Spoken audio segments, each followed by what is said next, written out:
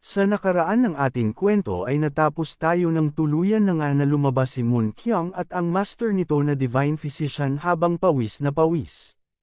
Agad na tumakbo nga itong si Tae Kyung at Chang Pang upang batiin at kumustahin sila at kung ano ang nangyari sa isinagawang panggagamot.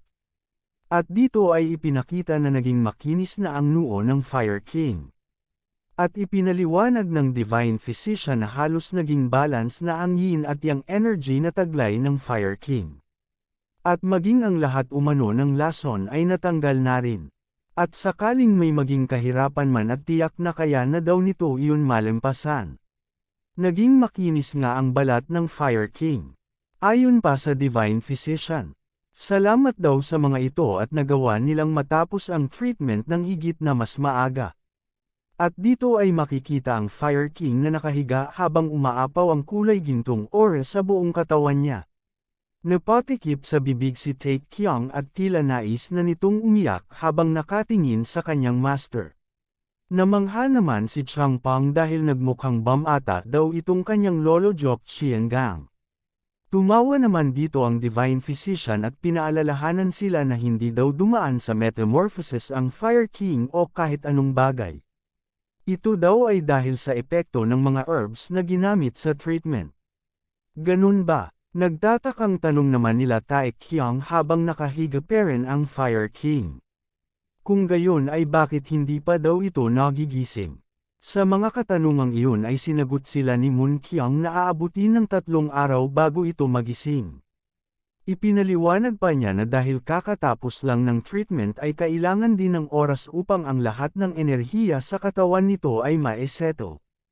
Kaya hindi nila kailangan ang mag-alala.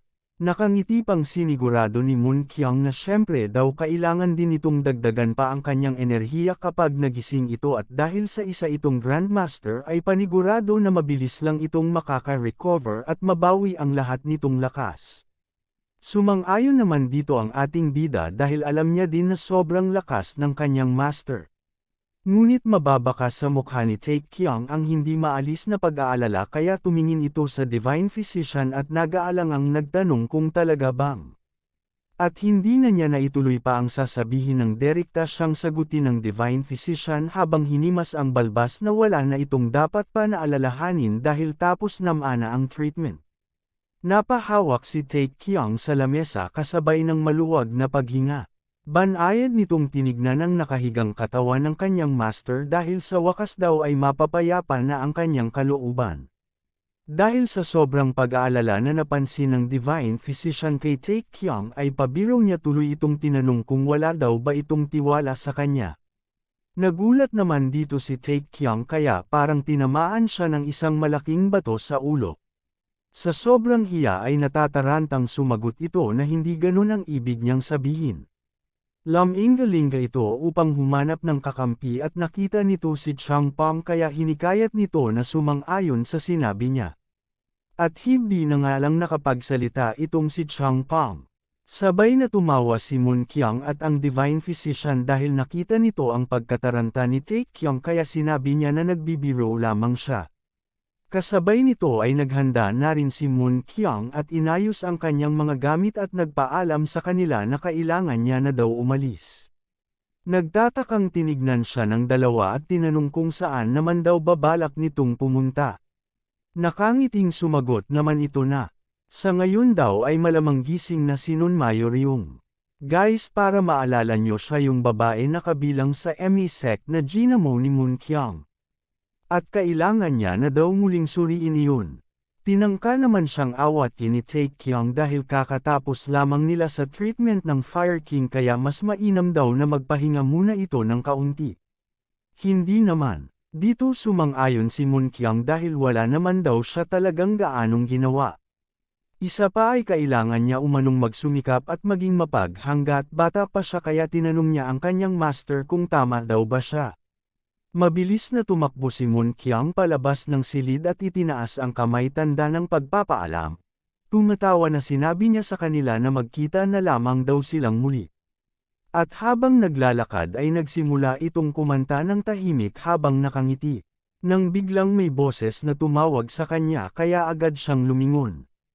Pagkita niya ay ito pala ang ating bida kaya tinanong niya ito kung bakit.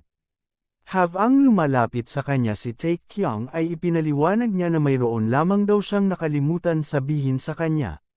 Sabay na nagpasalamat sa kanya si Taekyung. Seryoso ito at ramdam ang sinseridad. Bilang ganti ay ngumiti si Moon Kyung at sarkastikong sinabi kay Taekyung na iton daw ang pinakamagandang bagay ang kanyang narinig bilang isang physician. At lumipat ang tagpo sa silid ng patriarch. Dito ay tahimik niyang nilalaro ang kanyang alagang puting ahas. Nang bigla na lamang may kung sino ang kumatok sa pinto at tumawag sa patriarch dahilan upang maagaw ang kanilang pansin. At dahil doon ay dali-daling pumasok sa loob ng manggas ng patriarch ang puting ahas. Nagsalita ang nasa labas ng pinto at sa magalang na tinig ay ipinagbigay alam nito sa patriarch na may mensahe ang hidden dragon ng Shangxi. Tumugon naman ang patriarch at tinanong kung ano ang mensahe nito. Agad na sumagot ito at ipinaalam sa patriarch na matagumpay na nakumpleto ang isinagawang treatment. Ikinagulat naman ito ng patriarch. At ang mas ikinagulat nito ay ang sumunod na sinabi ng mensahero. Ayon dito ay nais umano ni Taekyung na hiramin pa ng ilang araw ang artifact pati na rin ang underground prison. Hinimas nito ang kanyang balbas at ang tinutukoy daw nito ay ang myriad poison ring. At napaka-pangahas daw talaga ng taong ito. Humingi naman ng tawad ang nasa labas dahil akala nito na siya ang sinasabihan ng patriarch. Ngunit pinutol siya ng patriarch dahil hindi naman daw ito ang tinutukoy niya kaya inutusan niya ito na sabihin kay Taekyung na pumapayag siya ngunit inutusan din niya ito na bantayan ang taong iyon. Agad na sumang-ayon naman dito ang nilalang. Pagkatapos ay gumawa ng ingay ang patriarch sa pamamagitan ng pagkatok ng kanyang armchair gamit ang daliri nito. Maya-maya pa ay nagbago ang ekspresyon nito nang maisip ang amahi ng killer at napuno ito ng galit sa mukha na halos lumabas ang ugat nito sa noo habang nagtatadyes ang sarili nitong mga ngipin at isinusumpan nito sa kanyang isip ang killer dahil maghintay lamang daw ito at hindi na ito magtatagal pa sa mundo. Nang bigla, malakas na bumukas ang pinto kasabay ng malakas na pagtawag ng uncle.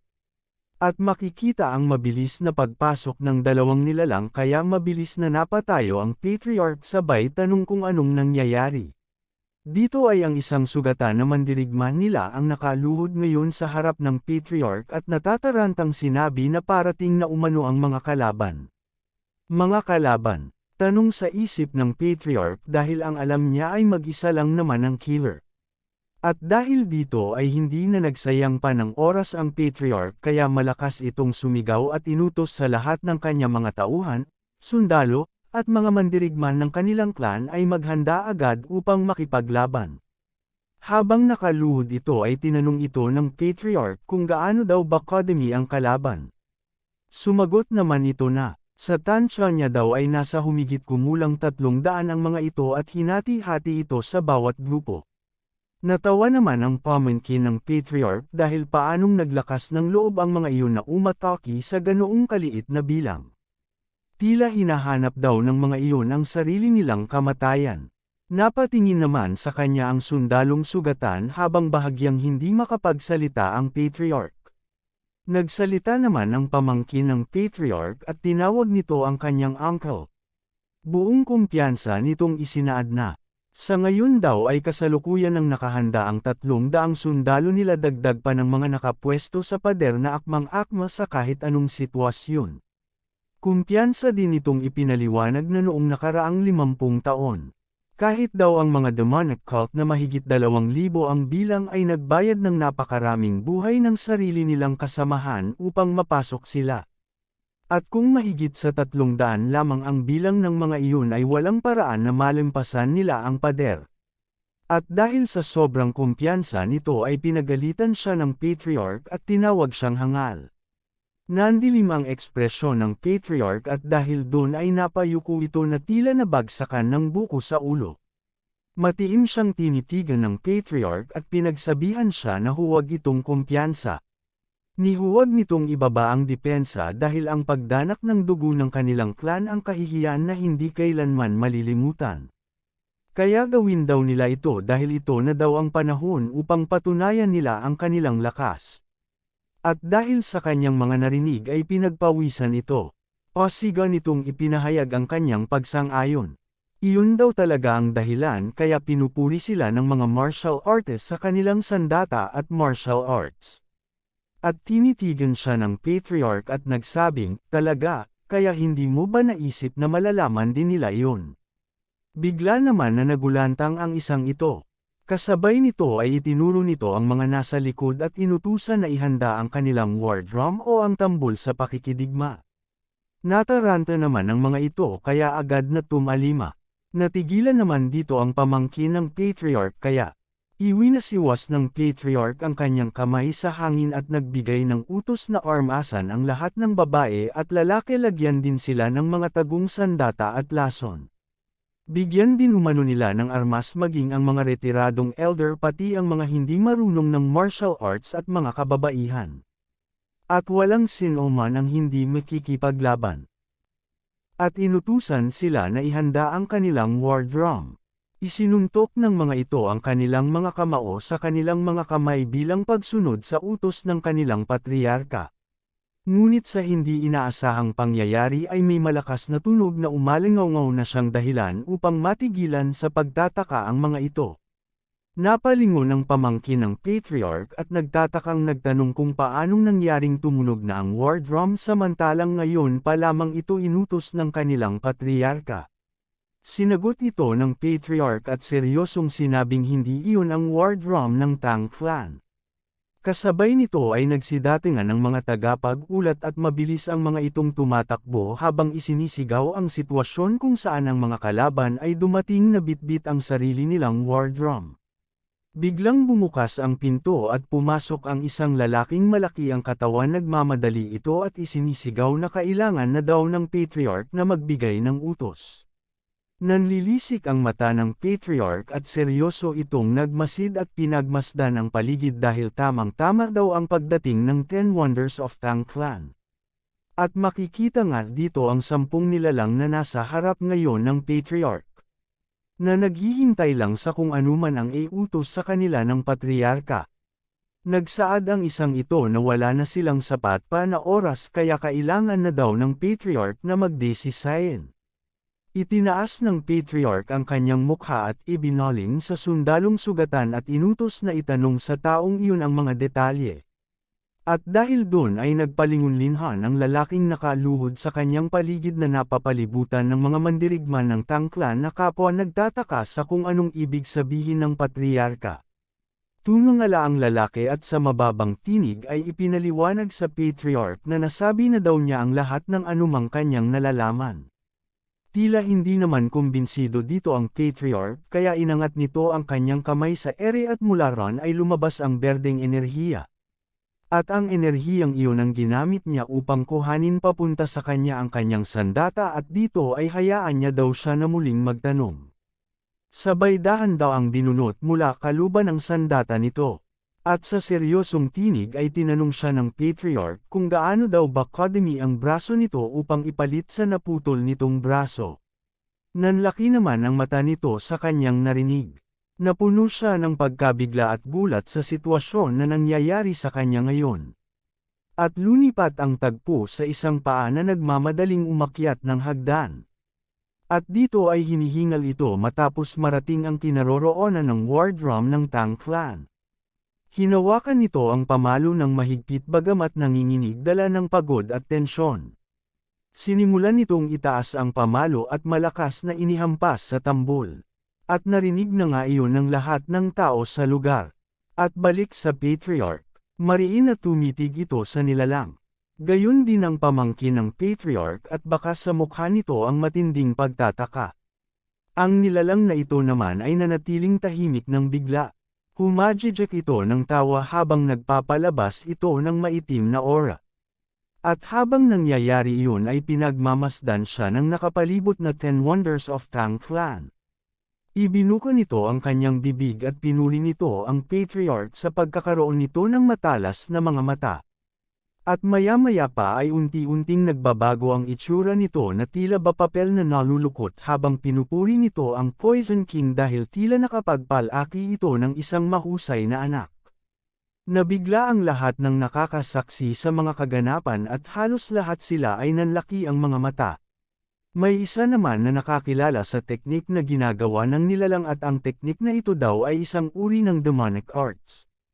Ang isang ito naman ay pinagpawisan at binalot ng kilabot ang buo nitong katawan, na naghanda naman ang nasa kanyang likuran. At tuluyan na nga na lumabas ang tunay na anyo ng nilalang at ito pala ay ang Western Heavenly Demon ngunit sa pagkakataong ito ay buo na ulit ang naputol nitong braso. Sa sobrang lakas ng pagsabog ng demonic energy nito ay hindi na kayanan ng pamangkin ng Patriarch kaya napatamba ito sa sahig. Malakas na ibinagsak ng Patriarch ang kaluban ng kanya espada sa sahig habang minumura nito ang nilalang na siyang salarin sa pagkamatay ng Poison King na kanyang ama. Sinubukan ng Western Heavenly Demon na igalaw-galaw ang kanyang kamay sa pamamagitan ng pagsara at pagbuka ng kamao nito dahil tila hindi niya pa daw gaanong nararamdaman ng maayos ang kanyang kamay. At hindi umano nito sigurado kung kailan ito babalik sa dati. Itinutok ng Patriarch ang kanyang espada sa nilalang at nagpalabas ito ng sobrang lakas na berdeng enerhiya na bumalot sa buong katawan. At wag na daw itong mag-alala pa dahil tatapusin na din naman daw siya upang hindi na ito memorable pa. Gayon din ang ginawa ng mga mandirigma na ito na inilabas ang kanikanyang mga aura upang sumuporta sa patriarka. Tumawa ito ng may pang-iinsulto at dahan daw ang hinugot ang sandata nito habang nababalot pere ng demonic energy at kung ganoon daw ang gusto nila ay magsabay-sabay na daw sila para magkaalaman na. Sa labas naman ng pader ng Sichuan Tang Clan ay nabubuo na din ang matinding tensyon. At dito sa kagubatan sa likod ng mga puno nagkatipon ang mga nakaitim na nakatikip ang mga mukha habang may mga hawak na solo na nagsisilbi nilang liwanag sa pangunguna na isa sa mga kakaibang nilalang ng demonic cult. At sa pader naman ng Tang Clan ay nakataas ang alerto ng bawat isa at handa na rin ang mga ito sakaling maganap ang paglusob. Nagulat naman ang lahat at napalingon sa likod ng may maganap na isang napakalakas na pagsabog. Bakas sa mga mukha nito ang pagtataka kung ano ang pagsabog na iyon. Napansin din ito ng kabilang panig kaya tila alam na nila iyon na ang tamang oras upang sumalakay sila. Tumatawa pa ito dahil sa pagsabog na iyon daw ay nanggangahulugan na tinatawag na sila. At ayon na nga, inutusan na nito ang lahat na lumusab upang sundin ang utos ng kanilang Heavenly Master na pabagsakin ang Sichuan Tang Clan. At makikita nga na mabilis na bumubulusok papalapit sa pader ang mga nakaitim na nilalang habang masaya pa ang mga ito na nagsisigawan na tila basabik na ang mga ito na pumatay. Pinalakas naman ng commander ng hukbo ng Tang Clan ang diwa ng kanyang mga sundalo at sinabihan ang lahat na wag hayaan ang kalaban na makapasok sa kanilang itinuturing na tahanan. At huwag umano nilang hayaang mabuhay ang sinumang kalaban na nasa kanilang harapan. At sabay-sabay na nga na pinakawalan ng Tang Clan ang lahat nilang palaso at mga malalaking crossbow. Sa panig naman ng kalaban ay makikita ang ilan na naiiwasan at nasasangga ang mga palaso, pero sa sobrang dami ng pinakawalan na atake sa kanila ay marami din ang hindi nakaligtas at tuluyang tinamaan ng rumaragasang palaso kaya samot-saring tunog ng sigaw ng sakit at galit ang umalangaw sa battlefield. Sa itaas ng pader naman ay inutusan sila na huwag hihinto sa pagtira ng palaso sa kalaban upang walang sino man daw ang makalapit. Kanya-kanya sila ng gawain kung saan ay walang tigil ang hatid ng supply ng malalaking palaso sa mga shooter ng malaking crossbow. Ngunit mabilis din ang ilan sa mga kalaban na madali lang na naiiwasan ang mga paparating na atake sa kanila. At dito ay tumatakbo ng napakabilis ang matandang ito habang tumatawa at nilalay pa ang mga walang kwentang laruan ng Tang Clan. At mabilis nga itong nakalapit sa tarangkahan ng pader. At nang nasa mismong harapan na ito ng tarangkahan ay agad ito na nag-ipon ng pulang enerhiyang kulay pula sa kanyang dalawang palad at maya-maya pa.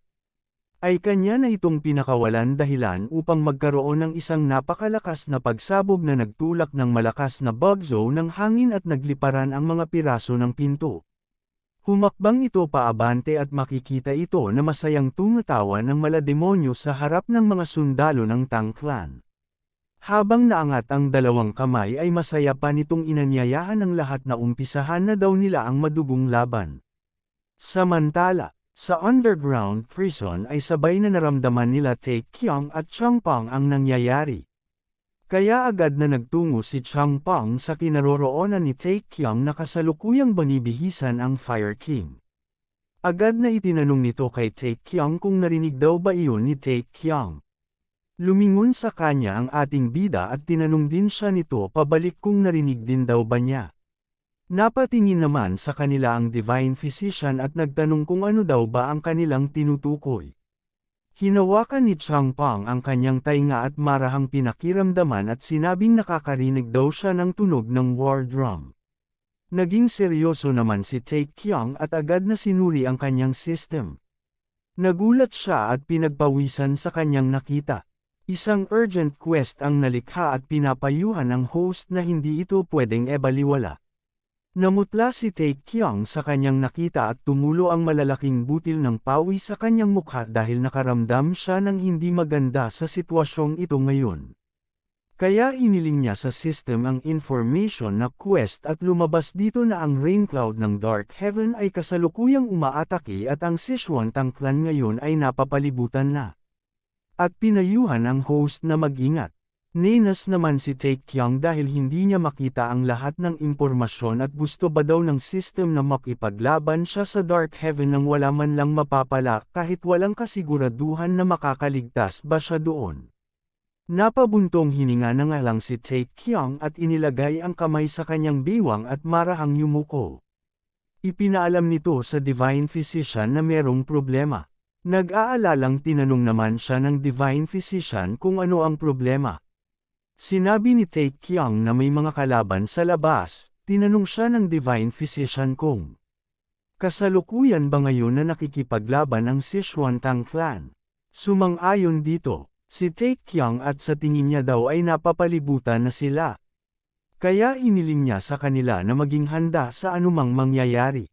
Tumugon naman dito ang Divine Physician ng pagsang-ayon. Lumingon si Tae Kyung kay Changpang at tinanong niya ito kung maaari daw ba siyang humiling. Masaya naman tumugon ito ng, "Siyempre naman daw." Hinawakan niya ang kamay ng Fire King at nakiusap siya kay Changpang na magbantay dito at protektahan ang kanyang master at ang Divine Physician.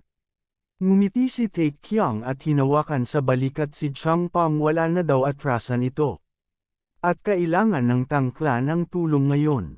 Kaya sinabi ni Tae Kyung na makikipaglaban siya kasama nila. Hindi halos makapagsalita si Changpang at ang tangi lang nito na nasambit ay Savior. At maya-maya pa, muli siyang nagsalita na ikinasulyap ng tingin ni Tae Kyung. Ani Changpang sa seryosong tinig. Ay mananatili siya kung yun ang nais ni Tae Kyung at handa din umano siyang lumaban kung ito'y kanyang nanaisin.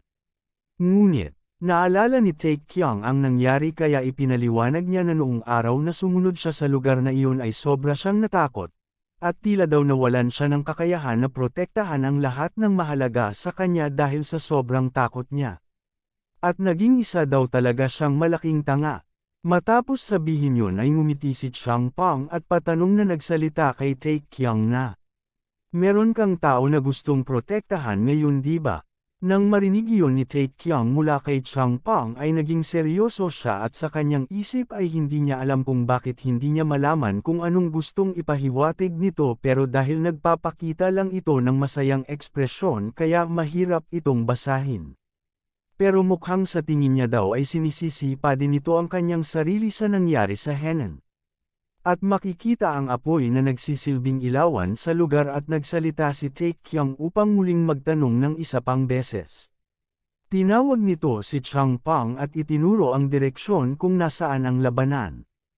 Nakangiti ito na inutusan si Changpang na patayin ang mga walang hiyang sumugod sa lugar nila. Nakangiti din naman na ipinagtama ni Chang Pang ang kanyang mga kamao at malugod na tinanggap ang utos ng kanyang kaibigan.